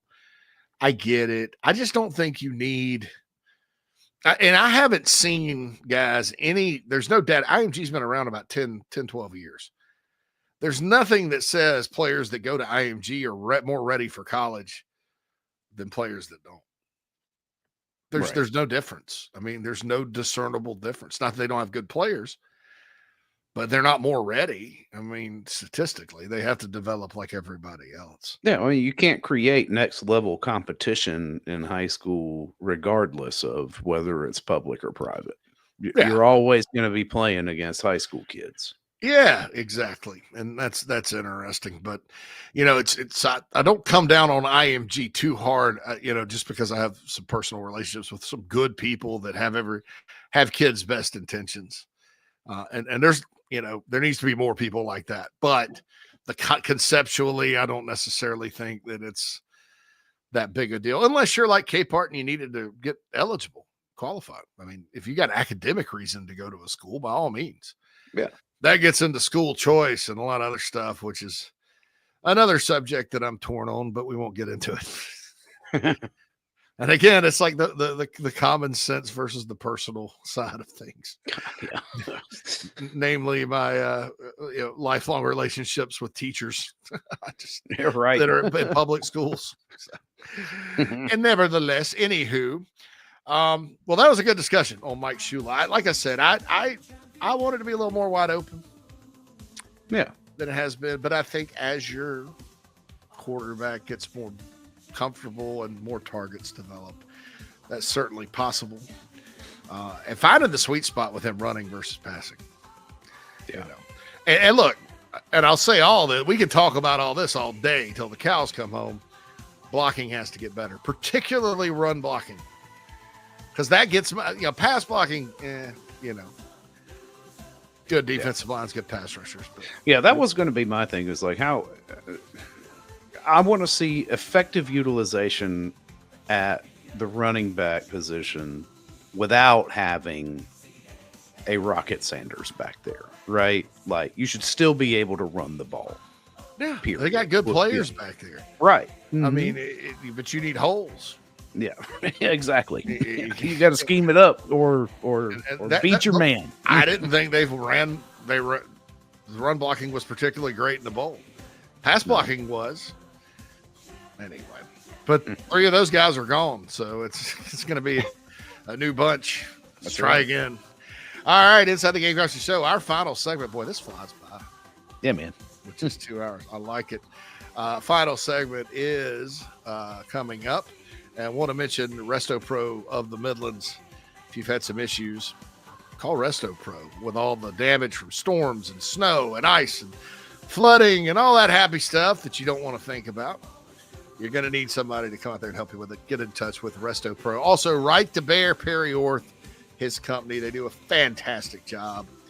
Go check them out, righttobear.com. We will be back after these messages to wrap it up. Final segment on Inside the Gamecocks The Show on the lowest ranked day of the week. We got started in 1979. Because we're a manufacturer, we're able to control our costs. That's why we like to manufacture as much of the product as we can, because in our factory stores we can offer a competitive edge over other people around the country. When people come into one of our Palm Casuals, it's like they're buying their car at Detroit. They're going right to the factory and buying their car. 30-day money-back guarantee. That's a big deal with us. I mean, we give 30 days to do anything. I mean, return it, change it, get a different color, get your money back. When you pull into a store and it says Palm Casual, you know you're at a factory store.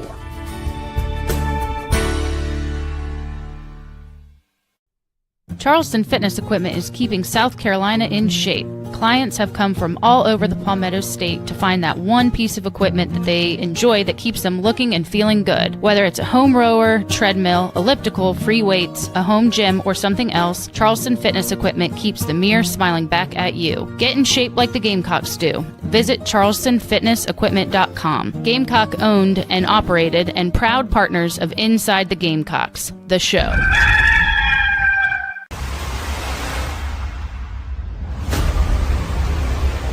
What Right to Bear is we're an association of members across the entire country, and what we offer is we offer legal defense in the event of a self-defense case. Nice. So it's not insurance. So we offer an attorney in the event that one of our members might have some type of an accident. Protectwithbear.com. We've got all of our social media accounts on the bottom of our website. We've got blogs, articles, detailed description of all of the coverages in depth, and we'd love to have you come check us out and ultimately get the protection you need.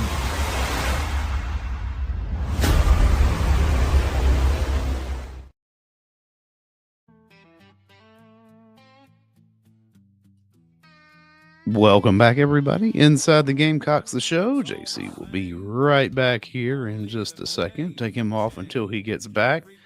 Interesting discussion on expectations and what it is that everybody wants to see out of the new Shula offense. I don't think it'll look all that crazy different than what we had this season, but a few new wrinkles will always be welcome additions. And do we want to, where do we want to go now, JC? You want to talk about the CLA? We want to, yeah, I'll get in a little women's basketball. Get in, yeah.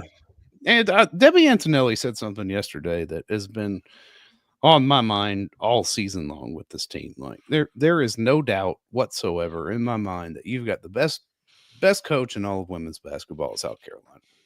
You have a super team of athletes that have been assembled, but what you're missing and what is still important in this game is a big rim protector. Your 6'7" Cardoso is no longer there, right? So when you go up a team against teams like UCLA who have, large fives, because I don't want to call them big men because they're not men, and Texas, who's got athletic post players down there, then they could give you some trouble. And if the shots aren't falling and you're not raining down like normal, you're going to be in a couple of dog fights. and it could get a little dicey. So that for me is what my biggest takeaway from the Texas game was. It was like, man, you really missing that Cardoso this year. Yeah, look, should they have dropped a fourth and been ranked behind Texas? To me, that just means that you split the series, you beat the crap out of them on your home court. They got you at theirs, but not close. by, It was a 4-point game, right? Yeah, right, not by a large margin. South Carolina. Even here before Dawn Staley started winning championships, and even last year when everybody was picking Iowa, that game wasn't close. I don't think they still don't get the respect. I don't know what it is. Is it the mascot? Is it South? It's not. If this were UConn or Tennessee, and they would back in the day, and they would have lost, they wouldn't have fallen to fourth. They may not have. Mm-hmm. I don't want to play the disrespect card. I've never really believed it, but I'm like, that little drop in the polls. I'm like, or is there a South Carolina fatigue with women's basketball? Are people pissed off because they beat Caitlin Clark last year and have a subconscious bias against the Gamecocks? What? I mean, because they lost to Texas. That is their second loss. They've been beating the snot out of everybody else. I mean, Oklahoma was ranked, 12th or 13th? What was that final score? It was ugly. Yeah, that was not close at all. It was not close. I don't. And they go behind Notre Dame and Texas because they lost by 4 points to another top 5 team that they beat by 17 earlier. I don't get it. I think, and thank God, I never thought I'd say this. Thank God for the net rankings.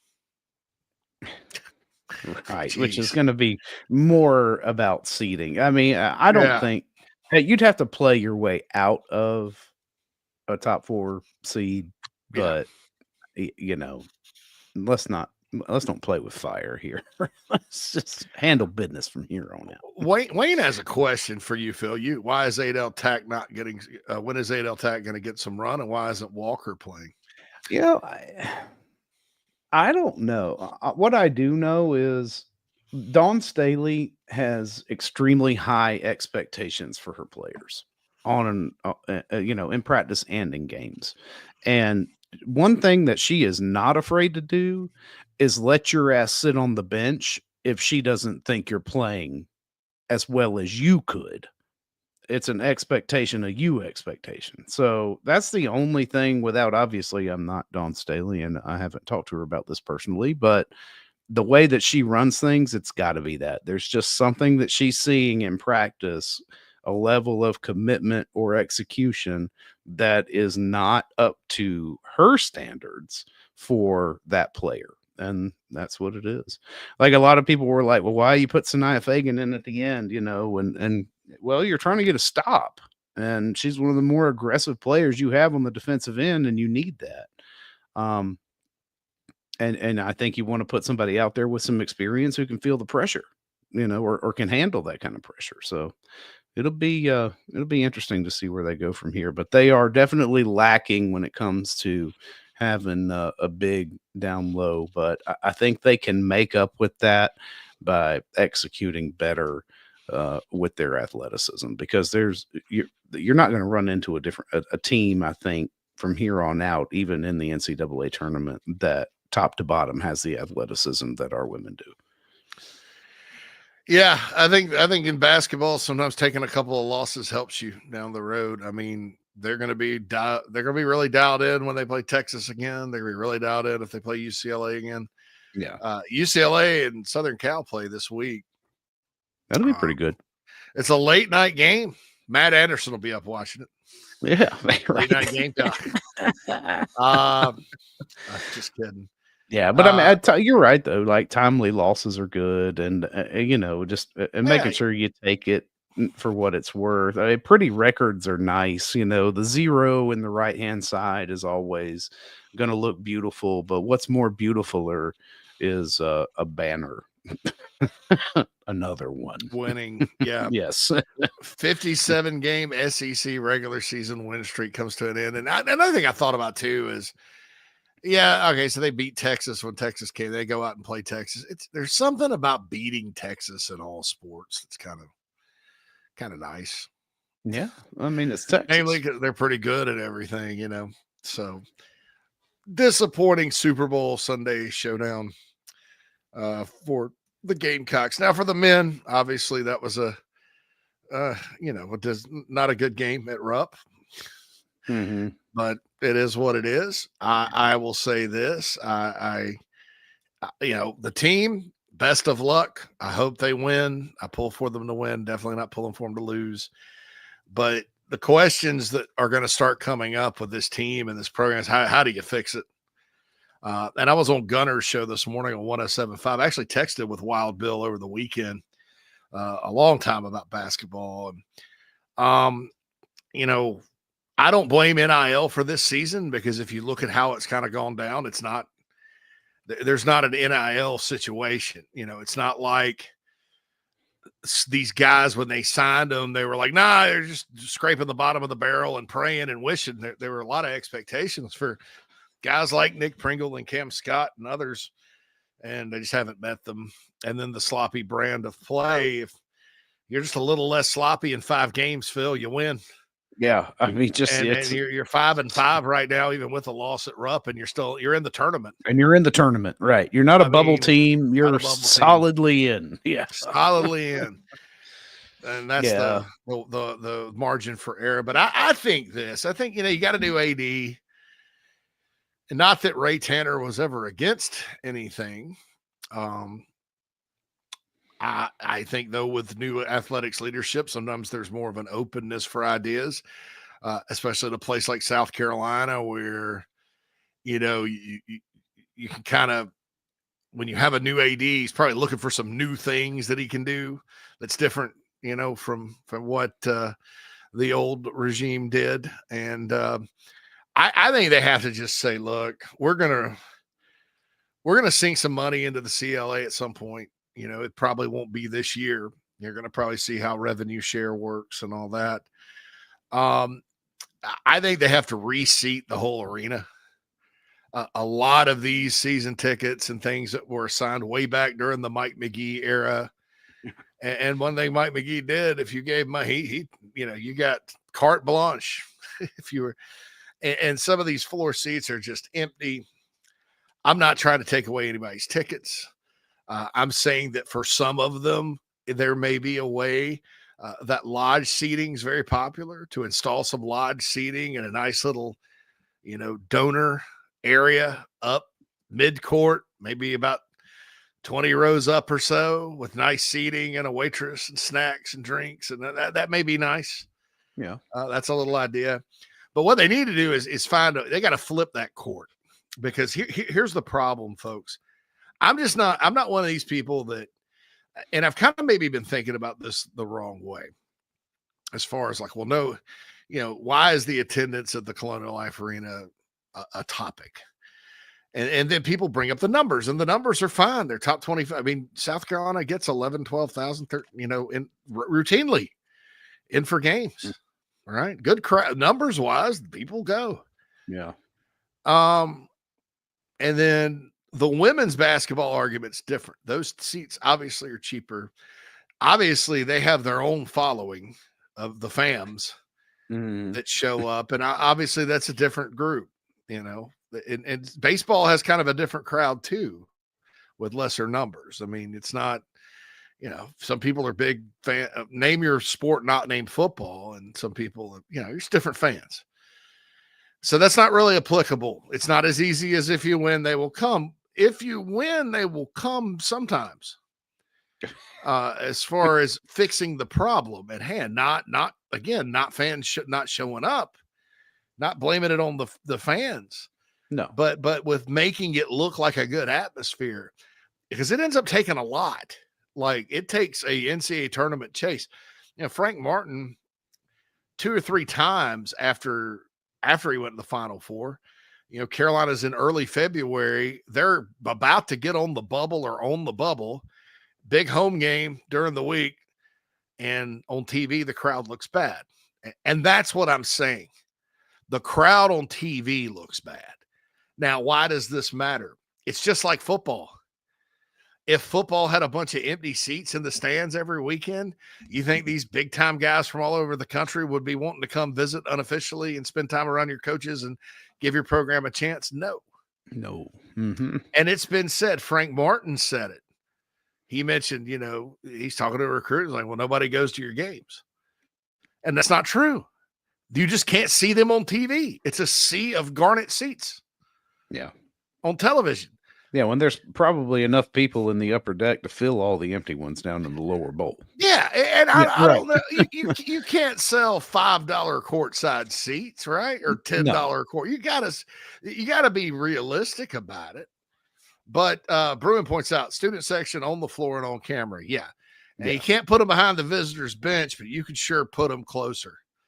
And I think that has to be done, or flip it. Just flip it.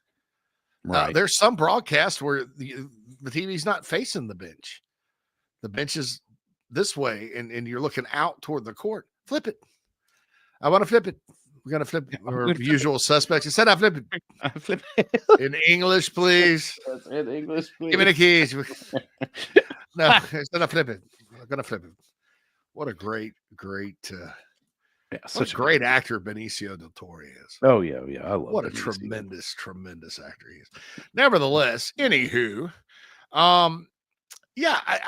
because I think that television presentation is so lacking that it automatically kind of puts you behind the 8 ball as a recruiter.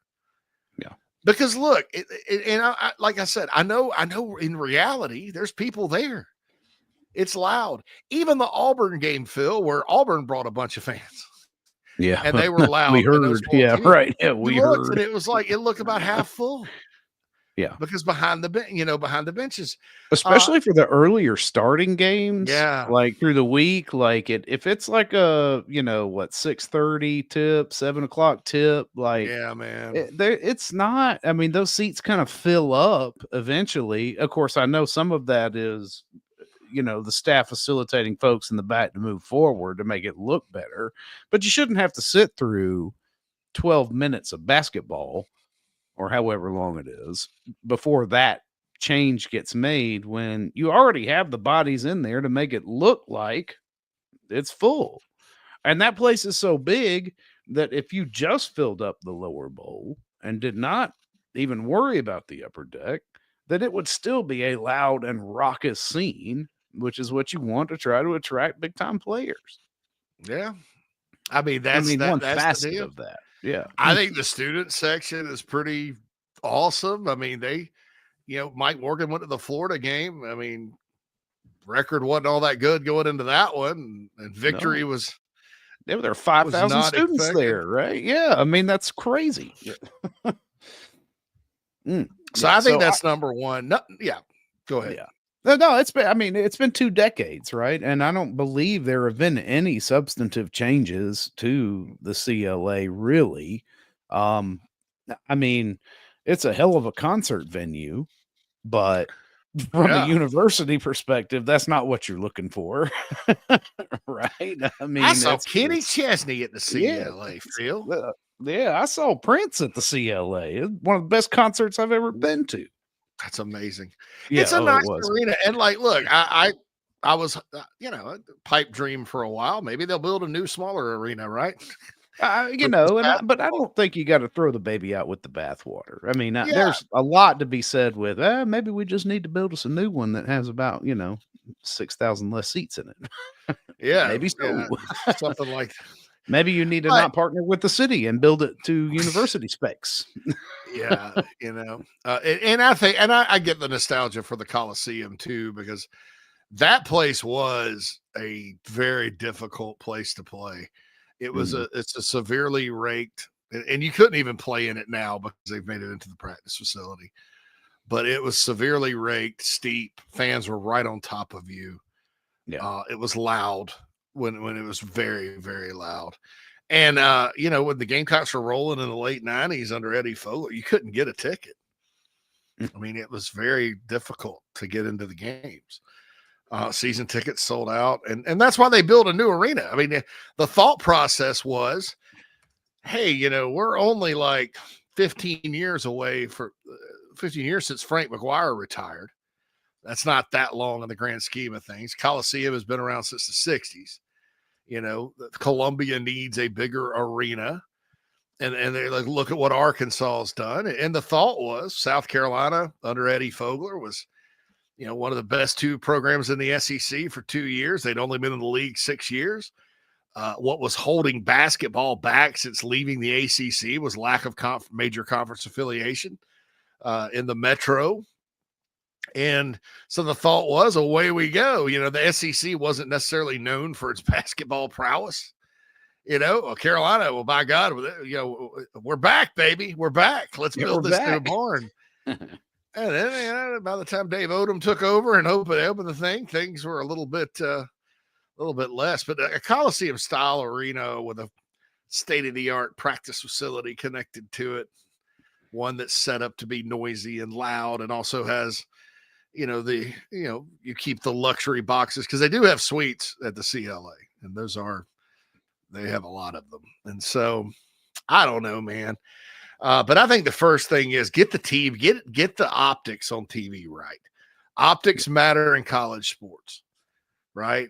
They matter because you're pulling from a pool of players, and they have to be somewhat interested to even step foot on campus, to even talk about NIL money or whatever. Yeah, right. I mean, you got what appears to be a dead fan base. I mean, it's none of the other stuff matters because it's not exciting. And one thing you're not lacking for at Williams-Brice, even in a 5-7 season, is excitement at a home game. And other coaches have mentioned it too, like the Notre Dame coach that came in last year. Mm-hmm. He dropped an S-bomb. He was like, crap. They're here and they're loud. I didn't think anybody came. Yeah. And so if other coaches think that's the perception of it, then it's widespread. And Russell says Captain Obvious here just winning everything's fixed. Well, I don't. That's still like the November games and stuff that are on TV, and everybody's arena, in fairness, leaves a lot to be desired then. But there's still more people there than it shows, So I think win, lose, or whatever, you got to, maybe it's not that simple to flip it. Maybe, how hard could it be? We put these guys over here, and these guys put your cameras over here, and move this over to this side. It seems like a symmetrical arena, I guess. Would that be? I don't know. But that's what I would do. I would definitely get the optics right with that. And I agree, Russell, like when they're winning and there's a big February game, there's, people come. Oh, yeah. I mean, we went to the LSU game last year, and that place was nuts. Just full for a men's game. And it's like, wow, this is neat, and it was like, wow, I bet this really looks good on TV. But then you've been there other times, and there's still holes over there behind the benches in, where the hoi polloi sit, and everybody else is kind of in the corners, cheering and all of that, when it's like those people could just as easily be on the other side. Yeah, flip it. Flip it. Just to flip it. Just to flip it. Just to flip it. So I don't know.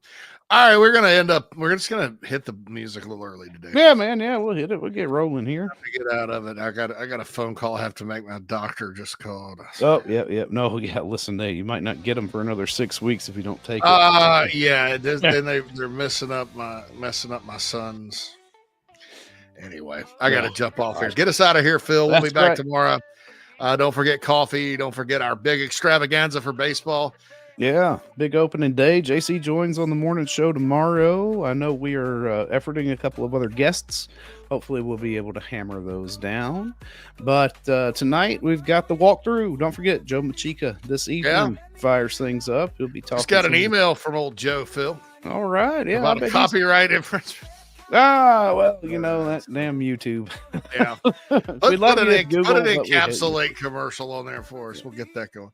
Yeah, that's right. Yeah, we'll throw that in there. Yeah, I need to send that out. Stuff. Yeah, that's all right. But we'll see everybody here bright and early tomorrow on the morning show. And of course, JC and I will be here with you at noon. Hoping everybody has a good rest of your Tuesday. And we will see you on Hump Day.